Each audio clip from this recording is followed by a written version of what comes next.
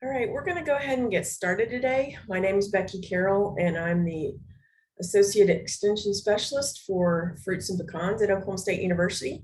And I want to welcome you to our final 2021 pecan topics. And this is for November. So we're kind of winding up the season for pecans. And or for some of us, we are. Those native growers are going to be working on into next year. I hope we'll have enough pecans to keep working in the next year. And so I'll go ahead and start kind of introduction on this month.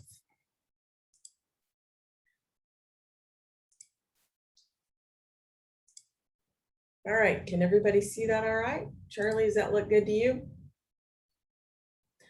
All right, so remember that we've based our Zoom sessions on our fact sheet that's called a calendar for pecan growers.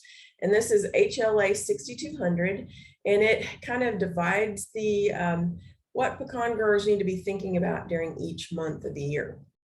And it can vary a little bit depending on the season and what type of pecan grower you might be. If you're a homeowner or a commercial grower, or you're in the northern or the southern part of the state, or commercial or improved varieties native or improved varieties may make a difference in a few of these things.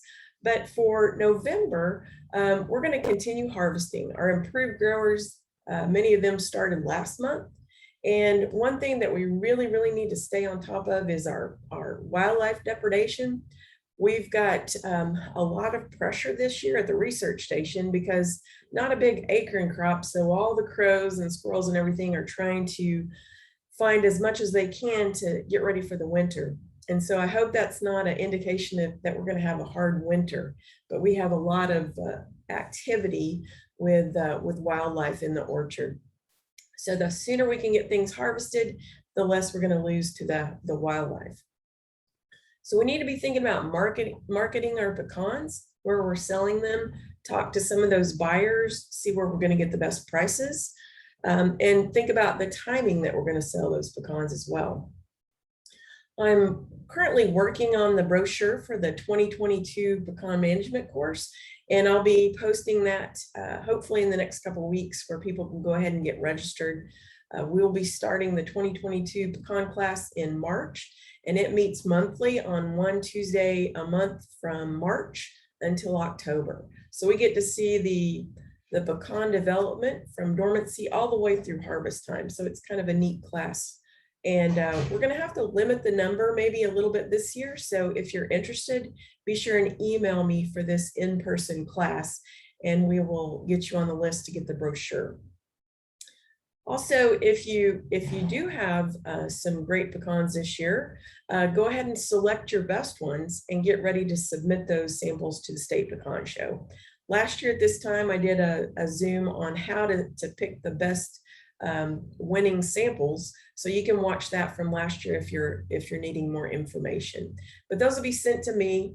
You can find more information on either the OPGA webpage or on the Oklahoma Pecan Grower or the Oklahoma Pecan Management webpage as well. So for December, harvesting, storing, marketing those nuts is going to continue. We'd like to be able to finish that harvest by January 1st, if possible, but many of our native growers will continue into the spring. But the sooner we can get those harvested, the better quality they're going to be. We want to make sure that those are clean and graded and protect them from any type of insect pests, or make sure that they're stored properly. And marketing is especially important as we go on through the season.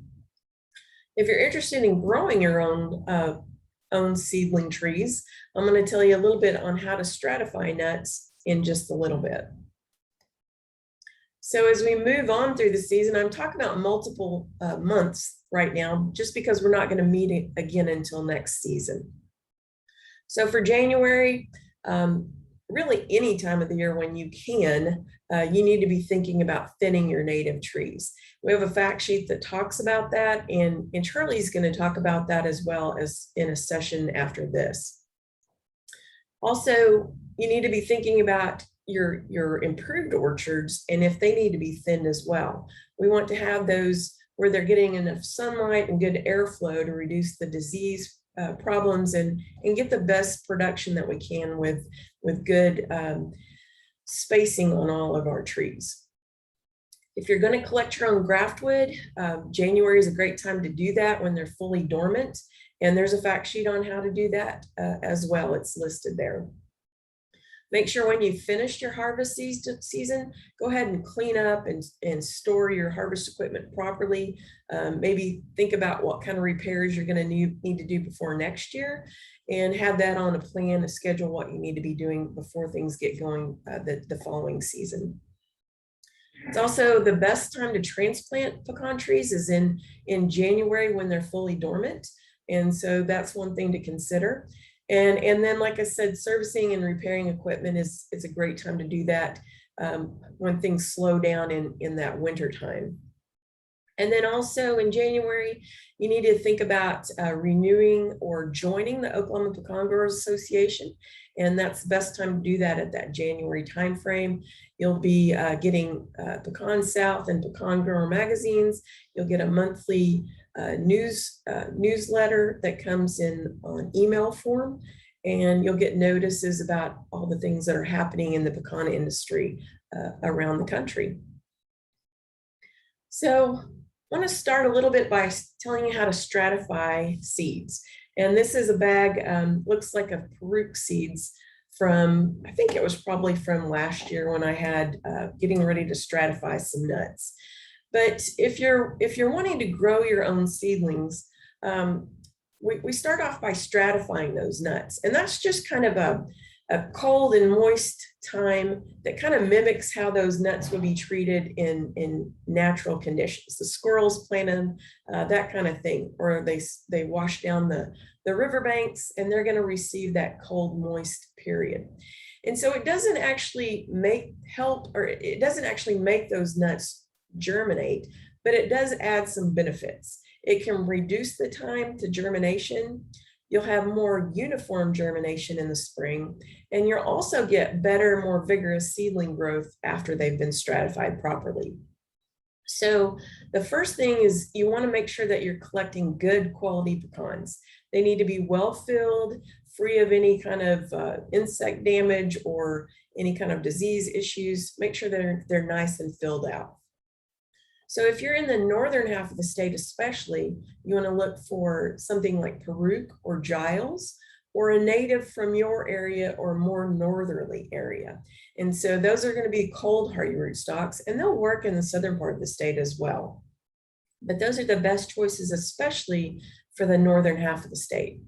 And then a lot of people still like to use Apache, especially in the southern parts of the state. And then a lot of our growers are starting Kanza. I haven't really tested that out, but a lot of people are using Kanza as a seed source. Now remember, these aren't going to be actually Kanza or Peruke or Giles trees. They're going to be seedlings of Peruke, Giles, or Kanza. So you won't have a tree that produces those type of pecans, but they'll have to be grafted later. So when we collect our pecans, we can store those away for a little bit, but we want to make sure that we, before we wait too late in the season, we want to soak them in tap water for overnight or for 24 hours or so. Make sure they get fully hydrated. And then we also want to take vermiculite, which is a nice, clean material that we can use to keep the pecans moist during the storage period.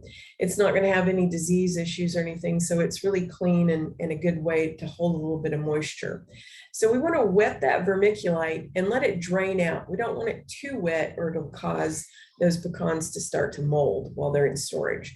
So just get it damp and make sure they're not too wet by letting it drain out overnight. Then we're going to take our hydrated pecans, mix them in with our vermiculite, and kind of mix those up where everything's kind of spread out and it's in contact with the vermiculite.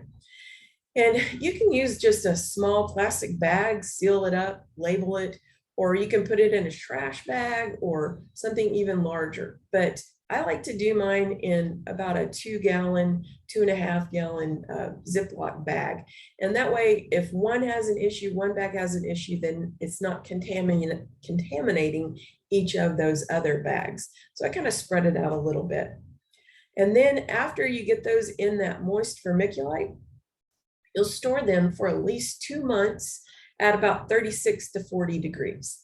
And it's going to be okay if you leave them in there for 4 or 5 months. That's not an issue, but at least 2 months to get the benefits of that stratification is what we found is necessary. So if you have any questions, we can talk about that as well. But I want to mention, you know, our pecan management class, make sure that if you're interested, be sure and sign up early once you get your brochure, because we may need to limit the number of people in the class just because it is an in-person, in the classroom type of class. Don't want to have it too crowded with still risk of some illness around. And if you have an entry that you want to submit for the State Pecan Show, there's guidelines available on the Pecan webpage and also on the Oklahoma Pecan Growers Association webpage. I like to have a 2-pound sample in a sealed plastic bag or a nice paper bag that's not too thin. Sometimes I'll get multiple samples in a box that are in paper bags and they've split open. So I kind of have to guess which ones are which and kind of sort those out. So make sure it's going to get to me without splitting open the bags. Make sure everything's labeled, and these have to be grown in Oklahoma. It's an Oklahoma State Pecan Show, so we can't have Kansas or Arkansas or Texas entries. And then it has to be grown this year, so 2021. You can only enter one entry from each cultivar class, but you can enter multiple natives of different trees. And there are 23 cultivar classes, plus another cultivar, which kind of is a catch-all for all the other ones. And then we have a large and a small native class, so that's less or more than 60 nuts per pound is how we divide that. But all the samples will be sent to me. The deadline is in January. We freeze those until they're processed, and then they're frozen again until they're judged. And we freeze them again until we are displayed at the annual show, which is going to be in Ardmore in June this season. So here's the information of where to send them. If to the research station is the easiest with attention to me. And there's the address 10820 South Jardeau in Perkins. And if I can get those samples by January 28th, or at least let me know that you're submitting a sample and I can plan on knowing that I'm going to have some extra after that, it's not an issue. I just need to know that they're coming in and we can get started processing them. So this is the last webinar for this year. I want everyone to please watch for an evaluation, an email, or some type of survey that's going to be coming out in the next month or two. And if you'll please all fill that out, it just helps me with planning. I need to know what you want. And so it helps me decide if we're going to continue this into 2022 or if we've kind of run our course with webinars. So please watch for any information that's coming your way and fill it out, return it to me to help me with a planning for next year and the following years as well. So I'm gonna stop sharing here. Do we have any questions? I see there's some messages in the chat. The fact sheet on stratifying is HLA 6207, I believe. It's called Starting Pecan Trees. And someone at John Hossie posted it. Thank you, John. And so that is that's a link to that fact sheet, but you can always go on the Oklahoma webpage, the Oklahoma management webpage, and find that information. All the fact sheets are listed there. And I also have one listed under the 4-H section that is called From a Nut to a Tree. So it's kind of based towards the kids. And so they can do some of those experiments on their own and grow a tree from a seed. So it's kind of fun. You can try, you know, growing other kind of trees from seeds as well, but this is written for pecans. So any more questions on anything I talked about there? All right, Charlie, you want to go next? We'll go ahead and have you. This is Charlie Graham with the Noble Research Institute, and he's going to talk about native pecans a little bit and thinning them out a little bit.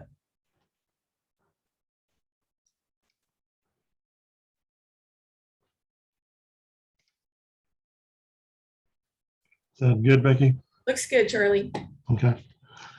Yeah, I'll try not to fall asleep on you. I didn't realize how tired I was until I saw my own self in the computer screen. But we've been working on a fundraiser, so I got in bed about 2 this morning, and I've been shredding pork butts all morning, it seems like. But I'll give you the warning now. If you're heading south on I-35 and want to whip in by the high school in Ardmore, we've got a barbecue pork sandwich and beans and potato salad and onions and pickles and sweet tea for $8. So I'll give the advertisement right now. So if you're heading south to Texas, we'll just whip on in. Don't stop at Wendy's or something like that. You know, we'll serve you up here.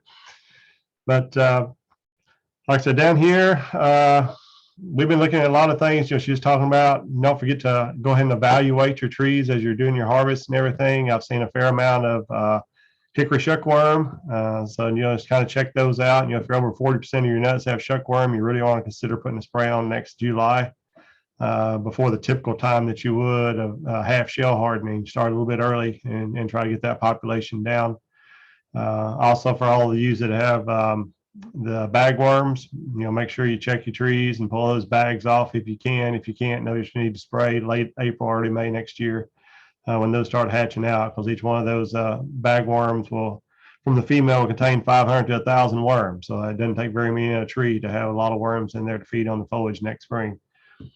But Becky had asked me to talk a little bit about, you know, going through native groves and stuff. And so, you know, we're going to kind of go through that a little bit. And, you know, we look at native management, you know, why are the important reasons to do it? Well, I mean, most of you already have natural existing native trees going on the place that have been there for 50 to 150 years. And so the trees are already in existence. They require very few inputs. Most of them have very good scab resistance. So those are some of the good points about it. Things you have to deal with is often they are a little bit smaller than the improved varieties, and will generally shut out a little bit lower percent kernel. Natives in Oklahoma generally are going to be that 42, 43%. You know, occasionally we'll see one up to 47 or 48%, but generally 42 or 43.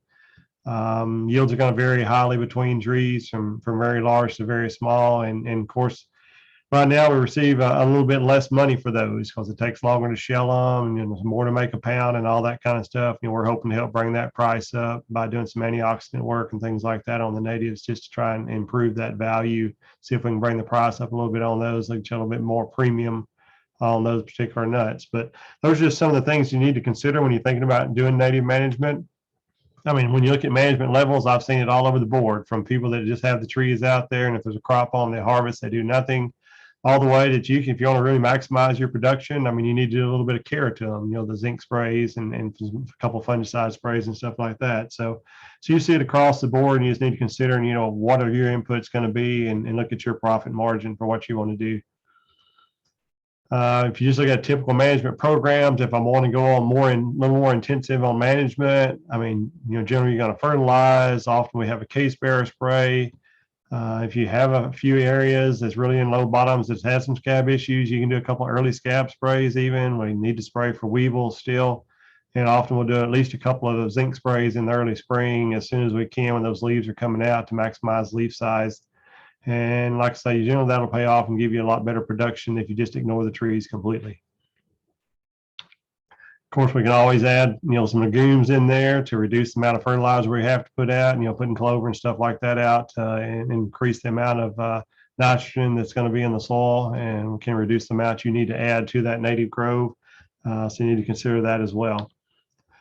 For those of you that like to, you know, do hay and everything, just remember that, you know, when you're doing hay, you're removing nutrients. So every time you go out there and cut, for every ton of grass that you're going to pull out of that native grove. I mean, that's about 48 pounds of nitrogen, 18 pounds of phosphorus, and 46 pounds of potassium. So you need to realize that, if you're going to be haying in your native groves, you need to return some fertilizer, back into there, because you are taking it out every time you haul a ton of hay out of there.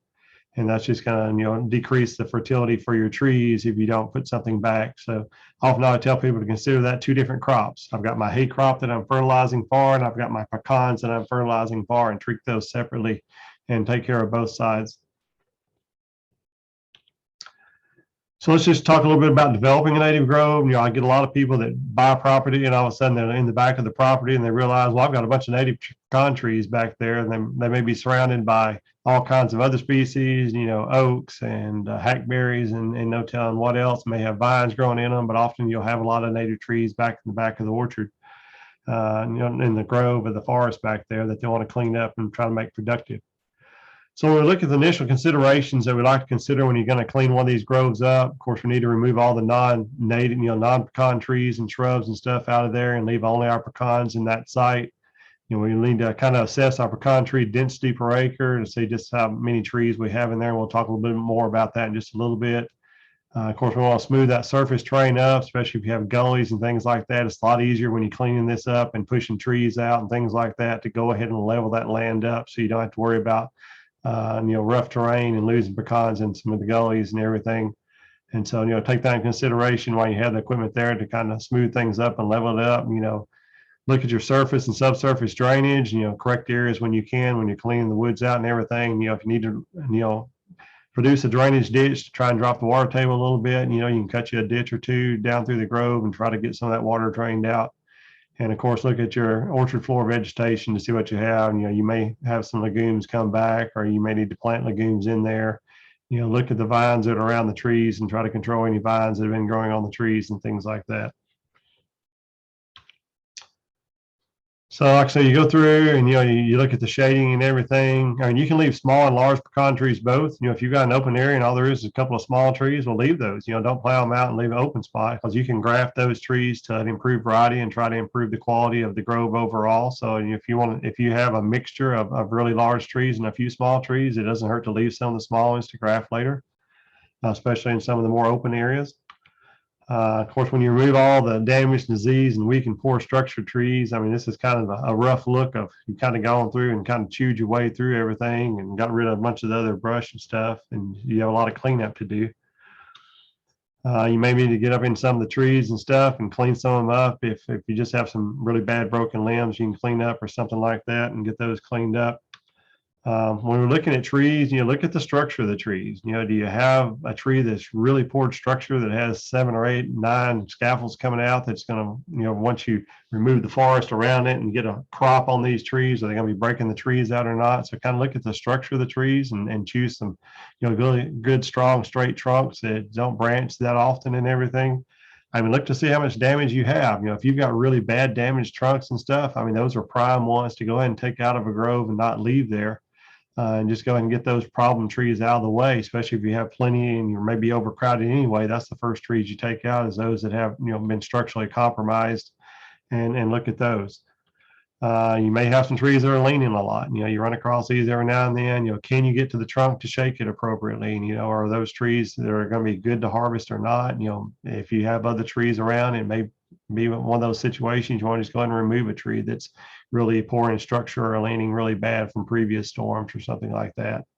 And you can see this tree right here is trying to correct itself. You've got good growth on the left side that's kind of becoming the dominant part of the tree again. So you could come in and maybe just prune off part of the right side and let the top part of the tree go and become a central leader, and the very top again through the center part. But there's just some different things you can look at on that. Look to see if you have any mummy disease. I mean, I see this. I've seen it in Louisiana, Arkansas. I've seen it in Oklahoma. So you're generally going to see this around. If you have poor structured trees that have this disease and everything, you can remove those and just get those out of the way, because often those will fall apart in the future, especially once you start producing on them again. If you see any white rot, if you see conchs growing out of the side of the trunk or anything, that trunk is already compromised. There's probably already rotten wood in the center of it. It may be slightly hollow on the middle part of it. So, if you see some areas that have conchs growing out of it and everything, that wood's already been compromised. And if you have extra trees and you're overcrowded, that's one that I would take out and leave the more sound trees in the area. Of course, look to see if you have any bunch disease. I know one of the best times to see bunch is in the early spring, because generally bunch limbs will come out usually 4 to 7 days earlier than the rest of the trees around it will, as far as bud break. And so often that early growth, you can look and you can see how bunchy the growth is. And like this, you get very short internodes and stuff. And that's a mycoplasm. You can't get rid of it once the tree has it. Yes, it can spread to other trees. So it's just a good thing if you have a few trees in there to go ahead and clean those diseased trees out as well to make the grove as healthy as possible. Like I say, after thinning, you may have some trees. There's no lower limbs on the trees. That's really common if you're really in a site that hasn't really had any care for 30 or 40 or 50 years, where all the trees are large. When you pull them out, there's no branches as 30 feet up. Don't worry, once you get sunlight on those trees, they'll often start forcing some buds out, and they'll put some lower scaffolds back down those trunks and stuff. It'll take a few years, but I mean, they'll go ahead and get some lower limb structure back over time with them being in full sunlight and everything. So don't be concerned about that. Like I said, the recovery time is going to vary with age and size and things like that. Generally 3 to 5 years after you clear an orchard out like that and get all the vines off the trees, often you're back into a reasonably good production. I've seen really bad cases where we were pulling vines off the trees that were 6, 7 inches in diameters on the vines. The tree looked like it was 3 feet across. And the time you got the vines off, it was 20, 24 inches across with all the vines you chopped off the trunk. But I saw those produced 2 years later. And so, like I said, they respond really fast to fertilization and care and getting sunlight back into the grove and everything. So we talked about, putting the cover crops out there, and once you get things cleaned up, this is what a nice grove looks like. As far as the small trees that we talked about you leaving, I mean, there's when you can come in there and maybe go with a Kansas or a Lakota or something like that. Or if you have a native that you really are happy with, I see this a lot in Louisiana, where Manda was one that they had that was a native that someone had on a fence road. I've seen a lot of trees propagated of it. It's a little larger native and shelled out a little bit better percent kernel. And if you want to go with the native back into that grove, that's fine. If you want to go a little higher percent shell out with the Kansas and Lakotas and get it to 55% shell out on the Kansas or the Lakota at 58, 59%. I mean, you can go that route as well. I mean, we generally try to use something that's really disease resistant because we're going to be treating that grove with minimum care generally. So you don't want to put a Pawnee or a, something desirable or something like that that's just not going to do well in a grove situation like that. Of course, if you leave the young trees and you're still running cattle in the area, you're probably going to have to protect them when you graft them and everything, or else you wind up having some broken things. You have to consider other animals and stuff that are around there. I mean, squirrels love to go and get into a freshly grafted tree. It's new, really succulent growth and growing fast. And you can see on the right where they just stripped all the bark of it, and they're running by graft from that point up. So you need to consider things like that. When we look at tree density, I mean, there's a number of ways we look at density. One of the ways that was developed was 30 square feet of cross-sectional trunk area. So that means you got to go in and measure all your trunks and calculate the area of each of the trunks. And we want to have no more than 30 square feet. So if you have 35, 36 feet, you got to take 2 or 3 trees out and get it back under 30 feet. So that's one way that you can look at, removing trees in there to get a little more sunlight into the orchard. And this kind of gives you an idea about distance between trees. If you look at the cross-section area on the trunk diameter on the left, a 30-inch tree on the left is 5 feet of cross-sectional area. That's going to give me about 6 trees to the acre, using about 85 feet between trees. So you can kind of look at tables and get an indication of how far apart they need to be and how many trees to the acre you need to have. Another way some people will do it is just try to maintain, at least 10 feet between canopies. So if you're standing between 2 trees and you look up and they're touching each other, you're probably higher than 50% shade on the orchard floor, and you probably need to thin. So you can go by distance between canopies. You can go out at noon, at high noon, and look on the orchard floor. And if you're not seeing at least 50% of the floor in sunlight, then you're overcrowded in that area. So those are just 3 different ways you can look at trees and try to determine, are they overcrowded in a grove or not? Do you need to remove some trees? So here's some that you may need to thin out, and that's always a mess when you take some trees out. Things you need to consider before you start removing trees. I've decided I'm over, I'm too thick, I have too many trees and everything. So think about looking at either trees that look weak or have been performing very poorly. Have they had scab issues? You should have harvested them a few times by now when you realize that they're crowded. And if you're seeing scab on a couple of trees really bad, get those trees out that have disease problems and leave the really healthy ones that don't have disease problems there. If you have a tree that's excessively small nuts, I've seen some that are over 1,000 nuts to the pound. I mean, you can't pick them up in a harvester. I mean, there's no reason to leave those trees in there. If you're already overcrowded, remove trees like that, or if you just have poor yields where you're getting a crop off of a tree every 3 or 4 years, when everything else is giving you a crop every other year, or maybe every third year, take those that are, really poorly yielding trees out. And also talked with Becky earlier, and extremely late ripening trees. I've got some natives down at our farm at Red River that they froze on the trees still in the shucks with the shucks closed when we had the Halloween freeze. They're not in shuck split right now. I was down there already last week, and they're still tight. They haven't opened up. They're just extremely late opening, and so freeze often can catch those. So if you have some really late ripening ones, you may want to take those out as well. You can use Google Earth and kind of look down at your, grove and everything to see just how things look. Do you see some really tight spots? So you can see some really well open areas where the trees have really good distance between them and good sunlight, and you can see some really tight areas, and you can go in there and look at those and get a little more specific. This helps you look over the big picture and kind of identify a few spots that just have too many trees, and then you can go in there and measure those and look at them. Easy to just take can of spray paint with you, especially at harvest time, and just do an easy way just to put a number on there. People will just say 1 to 10 if you want to, or you can do 1 to 4, wherever your scale is going to be. Excellent crop this year, decent crop this year, low crop this year, no crop this year, and you can just put numbers on the tree, and you can keep a log that way. And that when you go to thin trees out, you don't have to look on a map or a piece of paper. You can just walk out in the grove, and if you see a bunch of zeros and ones on a tree, well, that's probably one you need to take out because you're not getting any crop off of it. So that's an easy way to keep, kind of a running tally for 3 or 4 years on your trees to see just how they're producing. It's easy to do at the time you're shaking the trees and mark trees at that time. Just to give you an idea about what can happen if you don't do it that way. This was a little example that was done where they went and actually looked at the trees that were going to remove, and then they didn't remove them, but actually kept the yields that those trees produced. And 70% of the production of the 9 trees came off just 3 trees. So 70% off a third of the trees. And so if they had just removed every other tree or just looked at removing the tree that you think you needed to remove, you would have lost your most productive tree in the whole block, as well as a good bit of production off those other trees. So often you need to take some kind of record, some kind of evaluation to see how productive those trees are, so you're not taking your best trees out. I always get the question of what can you do with the timber sales. I mean, there's lots of different ways you can sell. A lot of those are limited. If you have a small lumber or a landscape person, they may take a few trees. Firewood, you can always sell so much. Smoking wood, you can always sell so much. But there are different avenues you can look to sell some of the trunks if you want to try and sell those. Often most people just push them together or put them in a pit and burn them. But like I said, there are some avenues out there where you can sell some of the wood if you need to thin some trees out. Or this is what typically happens. So that's what I'm more used to.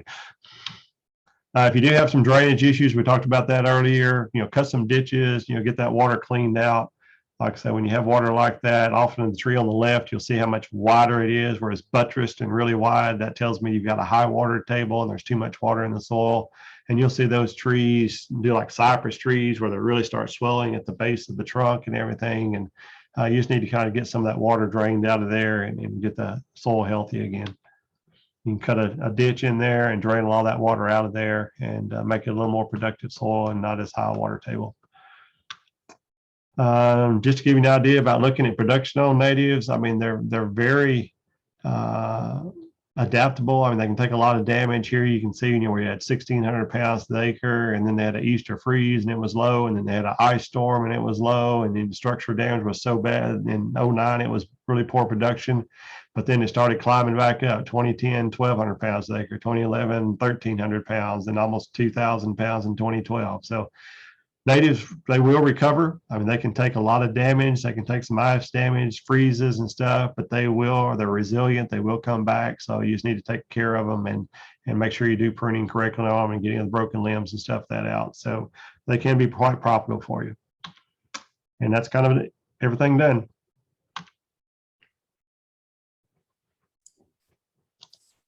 Thanks, Charlie. Chad asked, at what price does fertilizer become too costly? And that's going to be an issue for some of our growers this year with the cost of fertilizer. Yeah, a lot of it's going to depend on just what your production has been. You kind of have to look at what your average typical production. If you're making 600 pounds to the acre, you can kind of see, how limited you are.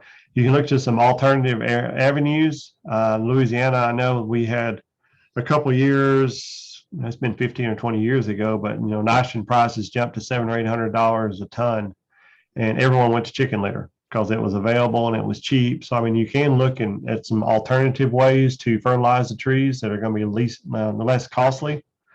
I always have people question, well, what type of fertilizer should I buy? Does it need to be nitrate or ammonia? Country doesn't really care. So if you can get a really good, bargain on ammonia versus nitrate fertilizer, and you can go with that and it's not a problem, or a liquid and band it on. So there's lots of options. Just look around and see, if you can get the best price that you can. Most people don't realize, but once you put nitrogen in the soil, all the microbes and everything, it's going to change its form multiple times. It'll be ammonia today, it may be nitrate 2 days from now, it'll be back to ammonia, a week after that. So it's always converting in the soil. And so it's not that important as to the type of that you put out there, but I would just say, look at your production, what it's been, and set you an amount of fertilizer cost that you can afford.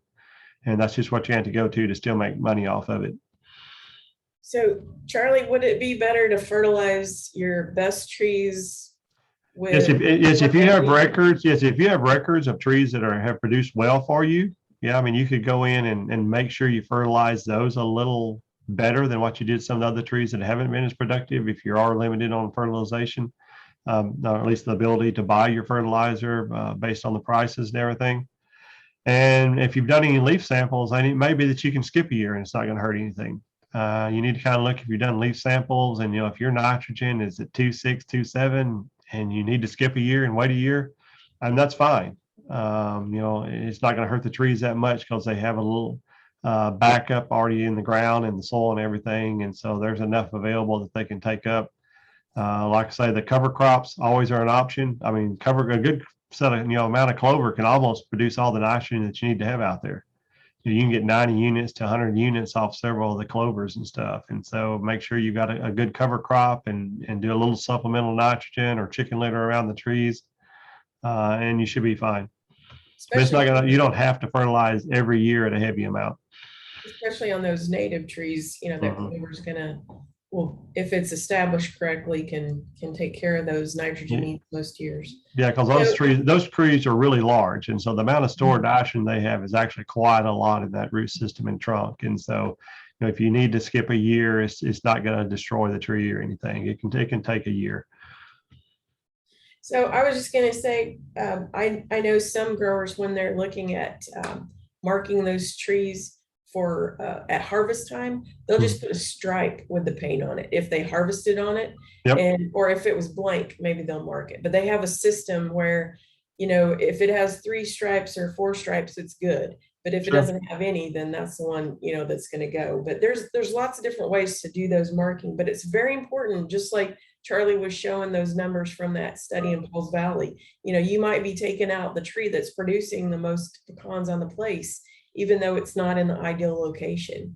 So it's important. And you may take out your most disease resistant, or if you don't see a crop up there when you're taking the trees out, well, unless you've got a good memory, you may take out the most disease resistant one, the highest nut quality, the highest percent shell out. And there's just lots of errors that can be made there. And they really do respond quickly, the improved varieties and the natives. Once you thin them, they really respond to that sunlight. And it's it's better disease, less pressure from disease when you get that better airflow and sunlight in there. It's just so beneficial. I think that probably being overcrowded is probably one of the worst problems we have for our native pecans, or any pecans. I'd say it's probably the number one problems we have. Yeah, it's just a big issue, and it's hard to cut down a tree. Most people don't want to do that. It goes against our nature, but it really does add to your pocketbook and to the overall management of that orchard. But like, there's just a lot of variability there unless you look at tree to tree bases every once in a while. You just won't know, because I know I've done that on our trees in 2019 down Red River, and the shell out range from 28% to 49%. And so, I mean, that's a big difference in percent shell out. So you just really need to look at those trees every once in a while and just see how good a quality you have. Make some notes of somehow. Yeah. All right. Thank you, Charlie. Appreciate it. Any other questions for Charlie? Charlie, when you're cleaning out or clearing out new areas that have pecan trees in them, do you worry about them resprouting? Do you use any cut stump, any herbicides, or is that? Typically, I seldom have to. I mean, usually when you take those out, if it depends how you take them out, with the track hoe or with a dozer or whatever. I mean, you don't want it to destroy the ground too much, especially if you're adjacent to another tree. But you know, if you can get part of the stump out, if you can't, like I say, you can look at that, but I typically don't like to treat those just because I don't know if I have any root grass with the tree right next door to it and things like that. So you do worry about that, of, you know, putting Tordon or pentylenolic acid or something like that into it that can be translocated through a root graft from one tree to the next. And so I try not to when I'm doing that, and just see how well they're going to sprout. And just kind of go from there. But initially, when I take the trees out, I don't do anything to it other than just try to remove part of the root system if I can without disturbing the ground too bad, and just let it go with that and see how the roots respond. Any other questions? Mike, is that what you needed? Yeah, that was a good, perfect. And it is good sometimes to leave some of those smaller trees. You know, sometimes those native trees can get so large that they're difficult to manage. So, you know, leaving a few smaller trees can really help out the longevity of that planting as well. All right. Well, if there's no more questions for Charlie, our next speaker, I had on the agenda that Jared Miller from Miller Pecan Company in Afton was going to be with us, but he had some workers not show up today at his plant. And so he had to do some other things today. And so he got Chad Selman to step in for us. And Chad was with us last month, but Jared was going to talk about grading and about the overall crop for this season. So Chad knows what's happening and has been in the industry for a long time. So Chad, if you want to unmute and join us and let us know what you're thinking about on the grading situation, how to do that. Yeah, thank you. So I'm going to go with a quick rule of thumb. If when you're looking at the grades and you picked out all the kernels out of the shell, if you're willing to give it to your mother-in-law, well, I better say mother, not mother-in-law, because you might want to give her that bad nut. If you're willing to give it to your mother, then it probably should stay in the grade. If not, then it needs to go out. It needs to go in the trash. So how pecans are bought, they're bought on a point system. And then they crack the pecan. So when you grade something, get you a good sample representative. If you have a probe, use a probe. If not, just stick your hand down in the sack as close, as best you can, and try to keep your eyes closed when you do it, because I know when you see a stick tied in there, or a stick or a rock, you're not going to want to grab it. But stick your hand far down in there as you can, or a scoop or something in the sack, and to get a sample out of every sack you can. And then you want to get I like to get about 5 pounds per semi-load, per 50,000 pounds. And then I'm going to take it and I'm going to you need a gram scale, works the best. An ounce scale kind of works, but you're still not going to be as accurate as a gram scale. In 1 pound, in grams, 1 pound is 453.59 grams. So you're going to take that, and whatever bowl you're going to use to hold the pecans in, you need to put it on your scale and zero it out. And that way it's going to say 0 once you put it on there. You take it off, it's going to say a negative. So when you stick your bowl on there, and then count however many nuts you will make up a 1 pound, and that is your nut count. So on natives, is typically going to be anywhere between, in Oklahoma, 120 to 135. Sometimes you'll get lower on 100, 115. Just depends on the area. My personal stuff is generally in the mid 130s. And it also depends if you have a sizer to get out the number 8s as well. And in that 1 pound that you're putting in there, if you have a stick or a stick tight or a rock, it still goes in that bowl with the nuts. Don't put it to the side. That's part of the grade. So stick it in there, and then take that bowl after you have it weighed, write it down somewhere so you don't forget, because I do that all the time, and sometimes I don't even remember to write it down. I got to go back. Oh dang, where, and what was this at? Because it's probably not going to be exactly 1 pound. 453.59 grams for your 1 pound sample. So it's going to be maybe 150 or 160 or something like that. So you need to make sure and write that exact number down. So then you're going to take a cracker, and they do sell, kind of little sample crackers. I believe Etsy has some. I think they're around $150, and they work very well. They're pretty small in size. They also sell some that you'll see has some kinetic crackers that have about PVC, and they spin. You stick your fingers in there. Just make sure your little kid don't stick his finger in there and get smashed. Because I remember doing that growing up. My dad was real worried I was going to stick my finger in there long enough, but I was probably too scared of it to stick my finger in long enough. I was wanting to drop it from about foot high in the air. Go ahead and crack them all, and then you'll need to go ahead and pick out the meats out of the shell. Separate all the meats out. Whether good meats or bad meats, go ahead and get it all separated out. And sometimes you might want to get like a little pick or something to kind of help with that, or a little hand cracker. If it didn't crack it just real well, instead of mashing it, if it's already cracked halfway decent and you put it back in that cracker, it's going to mash it. And so you really don't want to do that. It's a lot harder to get you a little hand cracker. You can kind of crack it by hand a little bit more to help get that shell out, and make sure and get them all. And when you kind of go through there, after you get done, you think you're done picking all the meats out, go through that pile of shell again, because I promise you there's still going to be some in there. And that might even give you another 0.5% increase in your yield by doing that. So go through there, pick out the little pieces, and put them in with your meats. And then anything that is off color, if it's off color, if it's light, if there's anything that does not look standard about it, like the rest of the nuts, and put it to the side. Doesn't matter how good or how bad, or you think it might be good, just put it to the side. And that's going to be that's going to be the bad pile. And so after you get all that done, I like to go through the bad pile and look it over again. Say, okay, are all these bad? Because if it has the smallest speck, I'm going to put it over there and look at it to see how many of those there are. And then go through your bad pile and look at it. If it's a little wafery, it needs to stay out, it goes in the bad. If it's got any fuzz on it, it goes in the bad. If it has a stink bug spot, which is a black spot, if you see a little black spot on there, it goes in the bad pile. Okay, I'm gonna go ahead and do some samples here. I don't know if we can see this through the camera or not. There we go. Okay, this is a good kernel. These are on Pawnees. So I'll put 2 of them. They look pretty standard, kind of look the same.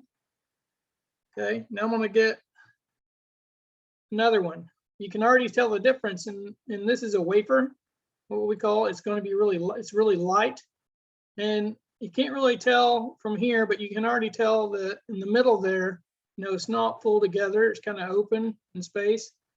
Now look at it. If I stick them sideways, you can see the difference right there. It's very flat. This one right here is very plump. And then I'm going to show you what it looks like if you snap it in half. Okay, there we go.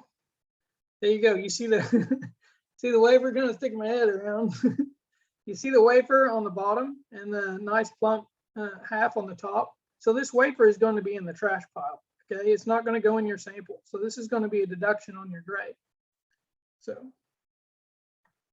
and then you'll have ones like this. This same thing. This has a little bit of kind of a moldy mildew fuzz look to it. Same thing. It's not filled out.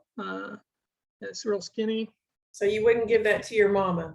I wouldn't give that to my mom. My mother-in-law, maybe. I mean, I have to think about it. It depends on the day. My wife sometimes. I'm going to show you another one if you can see it. Back up just a little bit, just a little bit. Yeah, that's Right good. there. Okay. You can see that spot on there. It's a nice, good plump half, but it does have a black spot on there. And this, you wouldn't want to, most people aren't going to eat this. They're going to throw it away. So that goes in the trash pile.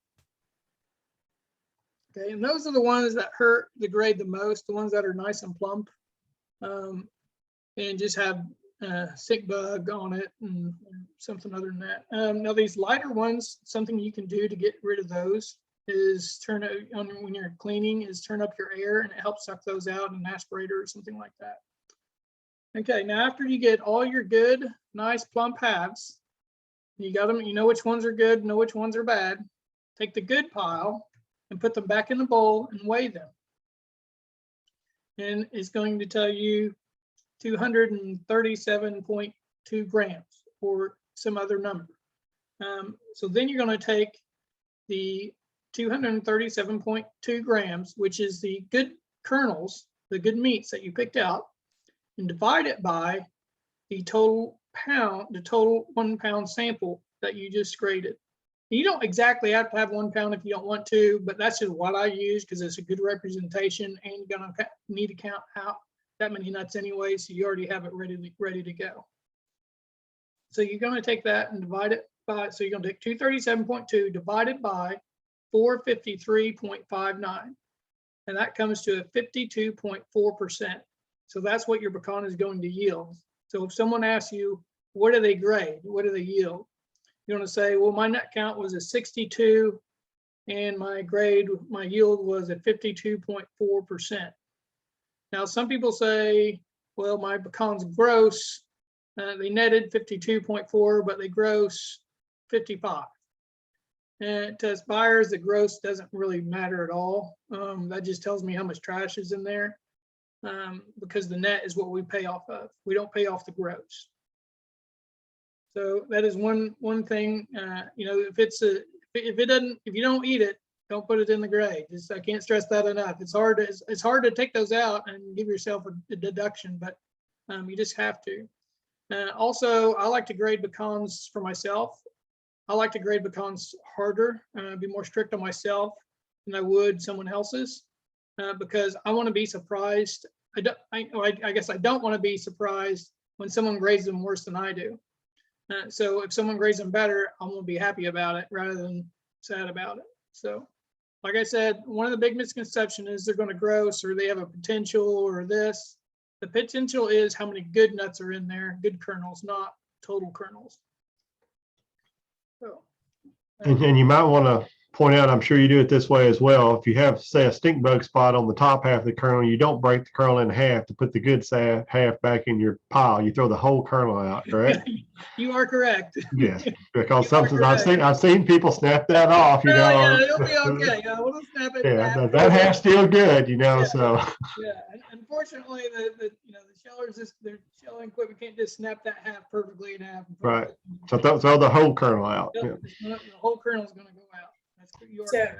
So Chad, if growers when they're in the field harvesting, if they run what they harvest through a field cleaner, they're going to be removing more of that trash, the sticks and other things as well. Yeah, that's correct. And they can turn it up a little bit to blow out some of those lighter ones. So when they take what they have to sell, they're going to get a better price for those. Yeah, that's correct. Basically, the more air you have put on those pecans, the better yielding it will be, because each one you get more and more accurate by each time you go through through an air. If you have one aspirator, two aspirators are better. 3 aspirators are better. My personal pecans, I run through 4 machines with air. I run through a field cleaner. I run through it was an air leg, but now I have called a suction or a pre-vac, and then I run it through 2 aspirators. So I'm using a lot of air to get all those bad pecans out. Now the eye machines that they have, they're not getting those pecans out. They are getting bad pecans out. They're getting the stick tights. But the ones you can't see are the ones that look like they're good, but inside they're not. And a lot of times that's when people they can't believe if they get a bad yield. Why did I get this bad yield? They look pretty good to me. Well, they did never really cracked them open.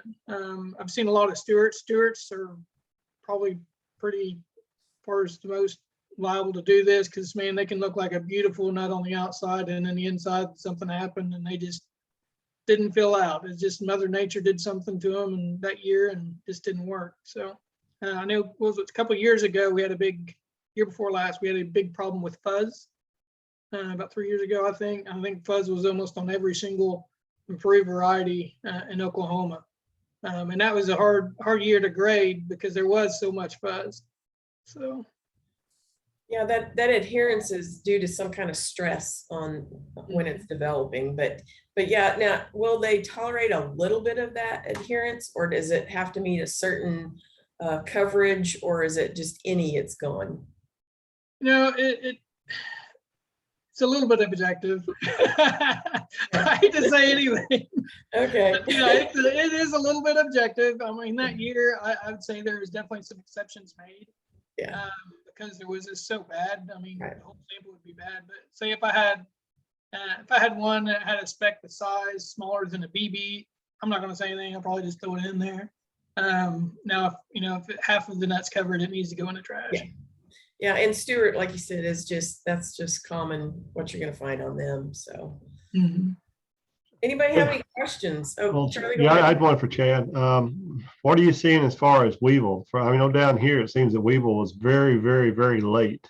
I'm still even seeing nuts where they still have worms in it. There's no weevil holes where they've emerged yet. Even this late in the season. So I don't know if you're seeing the same thing up there or not.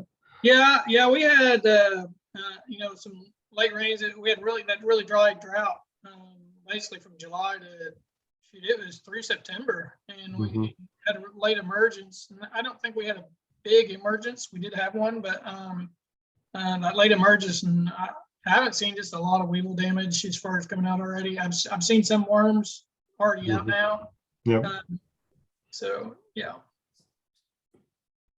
Any other questions for Chad on how to grade? I mean, he's an expert. He knows what he's talking about. So this is a time to ask questions if you have them. I know, some people will do their own samples before they take them to sell them. And like Chad said, he does his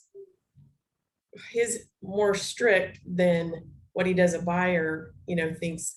So I know a lot of people, they do theirs at home, they take them to sell and they get disappointed because they do overlook some of those minor things, or just how they took the sample. They could have been, looking a little bit, like Chad said, try not to look when you're taking that sample. And the buyers aren't going to go off of what your grade are. They're going to go off what their grade is. And they just kind of maybe use your grade as a reference to try to get some form of a price point to purchase those pecans, or they might ask for pictures or something like that. And just make sure and send them, if you're doing pictures or whatever else, make sure and send them the good with the bad, and so they can give you correct prices. Otherwise, it ends up being a hassle on both ends. So, and selling them this way, you're going to get a better price than if you were just taking them to sell like at the door somewhere. They're just going to pay you.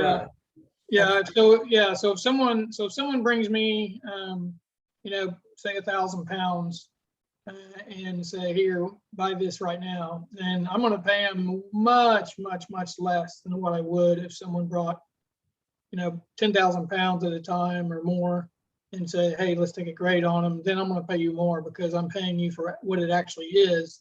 And I'm not putting as much risk on what it's going to yield. If you're wanting just me to pay you right there, if market's $1, I'm just saying numbers, market's $1.50, I'm going to pay you $1. Because then I got to go through and risk what those pecans are or not. Yeah. So speaking of pricing, what do you think pecans are? You think they're going to be up or down, or where do you think they're going to wind up? So in the last couple of weeks, the market has really strengthened a little bit. The gift pack market was pretty strong this year, much stronger than last year, probably $1 a point stronger. That market's kind of slowly fading. Well, it's starting to fade quicker now, but as we get closer to the holidays, that market is kind of fading away, which is mostly like Pawnees or Kansas and Oklahoma area anyways. And then the kind of the main, the bigger shellers will come in and start purchasing, and the meat prices, the kernel prices are doing well. They're not going down. So that's the main thing. If we can get the piece prices to come up just a little bit, that would really help the native price. If anything's going to hold it down, that's what's going to hold it down. The half prices are decent. We just need those piece prices to come up. We're definitely going to see higher prices than last year. This might be closer to prices like we had 2 years ago. Closer to that, I don't know, maybe $1 a pound, depending on your grades and stuff, or a little over. So that's kind of what I hope to see and what I expect to see, I guess. So what do you think about the overall crop amount? I mean, at first they were talking maybe 13 million pounds or so. We've averaged maybe 15 to 17 million pounds in the state. And then they were kind of, estimating maybe 13 million. What do you think that might be doing now? Yeah,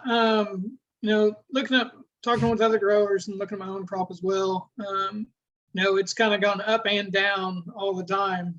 I think, man, I have a great crop. It looks, this is terrific. I get all excited. And then I look again, some more leaves get off the trees, or I look in a different area, and man, I sure don't have a lot of pecans here.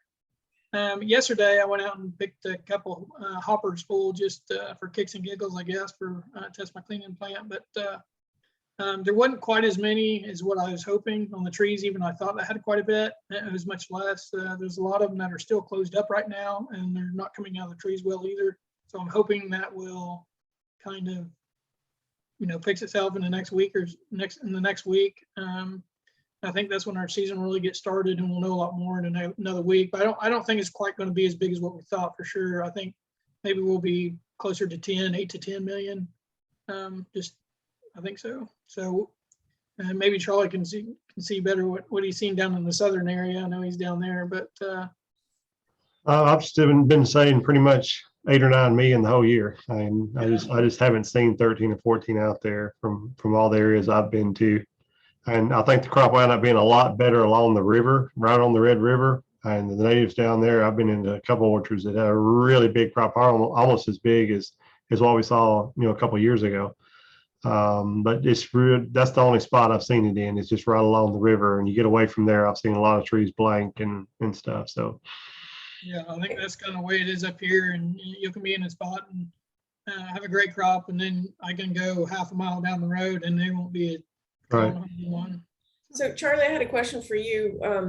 I've had some people talk about their shucks aren't opening like they think they should, or they're later than normal, or some things are earlier normal. Why do you think we're seeing some of those later? They're still splitting, but they're not opening. Well, first thing I would check is look for shuckworm. I've seen probably more shuckworm this year than I've seen in the last 10 years. Especially right at the base is really late shuckworm, so they're just drilling right around the very base where it attaches to the tree. But if they destroy that little circle right there where it attaches, often that will be a stick tight, won't open up well. Some have gone ahead and opened up, but I've seen a lot more shuckworm in a lot of areas this year compared to any other year. So go out there with a knife and cut into the shuck and see. I mean, if it's clean, it'll be nice and tannish green color. But if you cut it open and it's all chewed up and dark black and everything, yeah, it's had a lot of shuckworm damage. And so that's the first thing I would check. Part of it also is, as Chad said earlier, we were in drought from July into, almost September, or maybe into September in a lot of locations. And we still haven't got that much rain down here. I would really wish we'd had, 3 or 4 more inches down here. We're still fairly dry overall in a lot of locations. So this last couple of rains, we've only got an inch out of all of it. And so the drought has a little bit to do with it. It was a really late crop, and so you had abortion that was really late as well. And so that had something to do with it. On some trees that are really large, it's just that they're overcropped. Like I said, I saw some natives that were carrying, 6 to 8 nuts per cluster and all over the tree. But I think a lot of those are not going to be good quality. I mean, you saw some abortion early on in the season, and scab was higher than normal too. So if you look at all those natives and start looking, you think you've got a number of nuts up there. If you look close, and a lot of those are aborted that are in that cluster, they just didn't feel at all. But they're still hanging in there. So when you shake it out, it looks like you've got a big cluster, but there's only really 3 or 4 nuts out of the whole cluster. It's going to be any good. So So they went ahead and sized, and everything, but that. Yeah, I mean, we were really wet in June and July when we had nut size going on. And so a lot of the nuts sized up to a decent size and everything. But at field time, it was so late, a lot of them aborted, but yet those nuts are still kind of hanging up there. And if you look close, a lot of those aren't any good. So that's going to bring the production down a little bit over what we think it looks like in the tree when you start shaking it out. And especially when you blow all that stuff out, you're going to lose some nuts from that. Okay. All right. Anybody else have a question for Charlie or Chad or myself? All right. Well, thank you all for joining us today. And like I said, be watching for an email with information on evaluations to help us decide what we'll be doing for next season. And if you are interested in the pecan management course, email me and I'll get you on the list to get a brochure. I'll be posting those soon, but if you're interested, if you get on the list, then you'll be one of the first ones to get that. And I thank you all for supporting us this year. And if you have questions about anything, you can always contact me and I'll get you in touch with Charlie or Chad or whatever need that you have. So thank you all and appreciate you. I'll see you next year, hopefully. Bye-bye. Thanks, Charlie. Yep. Thanks, Chad.